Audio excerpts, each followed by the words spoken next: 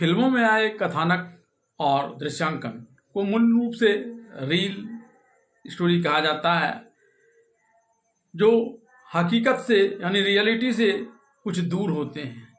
लेकिन अपने समय की सबसे चर्चित और सार्वकालिक सर्वश्रेष्ठ फिल्मों में शुमार शोले में ऐसे कई चीज़ें हैं, ऐसे कई दृश्य हैं, कई कहानियां हैं जो वास्तव में रील होनी चाहिए। वो एक रियलिटी है और जो रियलिटी पर्दे पर दिख रही है वो रील है। आइए देखते हैं शोले फिल्म के ऐसे कई दृश्यांकन को और जानते हैं उसके पीछे का राज क्या है, इसके रील से रियल और रियल से रील बनने का राज। रील से रियल और रियल से रील के इस भंवर जाल में पड़े हुए सबसे पहले इस फिल्म के प्रमुख किरदार गब्बर सिंह की बात की जाए, जिसे आधार बनाकर पूरे शोले फिल्म में सारे दृश्यांकन किए गए हैं। वह एक रील नहीं, वह एक हकीकत से जुड़ी हुई चीज़ है। दरअसल वर्ष 1926 में मध्य प्रदेश के भिंड जिले के डांग इलाके में एक डाकू हुआ करता था जिसका नाम था गब्बर सिंह। इसका जन्म के समय इसके माता पिता ने इसका नाम प्रीतम सिंह दिया था, लेकिन शुरू से वो मोटा तगड़ा था तो घर वाले उसे गबरा बोलने लगे थे। तब यह कोई नहीं जानता था कि यह एक दिन डाकू गब्बर सिंह बन जाएगा, जिसके नाम का खौफ सदियों तक रहेगा। पिता गरीब थे और खेती करते थे, लेकिन यह डकैत गब्बर अपनी कलू देवी को खुश करने के लिए इसने 116 लोगों की नाक कान काट डाले थे। 21 बच्चों को इसने एक साथ मार दिया था और एक तांत्रिक के बहकावे में आकर वो अमर होने की कोशिश कर रहा था।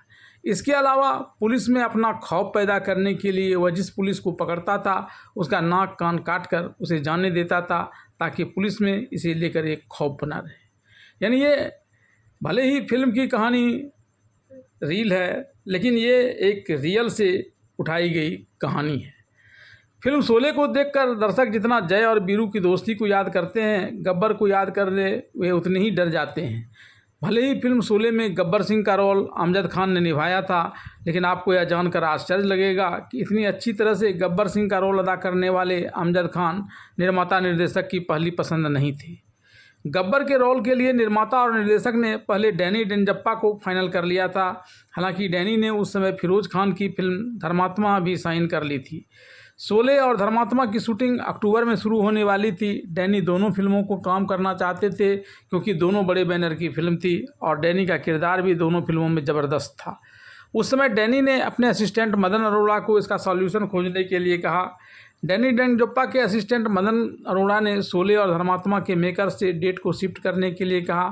फिरोज खान ने बहुत मुश्किल से अफगानिस्तान में शूटिंग के लिए वहां की सरकार से परमिशन ली थी, इस वजह से शेड्यूल शिफ्ट नहीं हो सकती थी। वहीं शोले के डायरेक्टर रमेश सिप्पी को अमिताभ बच्चन, संजीव कुमार, हेमा मालिनी, जया बच्चन के साथ में डेट्स मिले थे। शेड्यूल शिफ्ट करने का मतलब होता है उन सारे स्टार्स की डेट्स को फिर से एक साथ अरेंज करना, जो काफ़ी मुश्किल भरा काम था। जिसके बाद रमेश, फिरोज और मदन ने इसे लेकर खूब माथापच्ची की, लेकिन कुछ हाथ नहीं लगा। डैनी और फिरोज दोस्त थे, ऐसे में डैनी ने अपने दोस्त फिरोज का साथ दिया और उसने शोले में गब्बर सिंह के रोल के लिए ना कह दिया। डैनी के इनकार करने के बाद गब्बर सिंह के रूप में अमजद खान का सिलेक्शन किया गया। फिल्म शोले में सिर्फ गब्बर ही नहीं, बल्कि फिल्म में जय के साथ एक्शन रोल और चुलबुली हेमा मालिनी के साथ मजाकिया रोल करने वाले धर्मेंद्र भी फिल्म में बीरू का रोल न करके पुलिस इंस्पेक्टर और ठाकुर बलदेव सिंह का रोल अदा करना चाहते थे।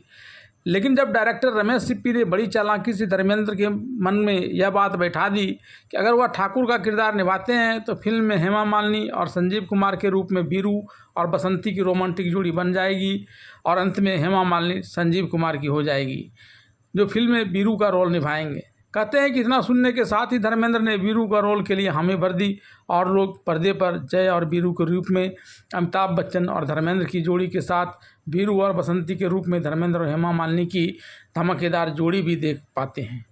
वहीं फिल्म शोले में दर्शकों ने पुलिस इंस्पेक्टर और ठाकुर बलदेव सिंह के रूप में जिस जोशीले और गंभीर अदाकारी करने वाले संजीव कुमार को देखा, वे भी ठाकुर का रोल न कर गब्बर सिंह का रोल करने की जिद पर अड़े हुए थे। यहाँ तक कि डायरेक्टर को खुश करने के लिए उन्होंने अपने दांतों को काला पेंट कर लिया था और अपना सिर भी मुड़वा लिया था। लेकिन आखिर में डायरेक्टर रमेश सिप्पी की सलाह पर उन्हें फिल्म में ठाकुर का किरदार निभाना पड़ा, जिसे उन्होंने पूरी संजीदगी से जोशो खरोश के साथ निभाकर दर्शकों की खूब वाहवाही बटोरी। इस फिल्म का एक मज़ेदार वाक़या यह भी है कि इसमें 1 मिनट के एक सीन के लिए शूटिंग में 20 दिन लग गए थे।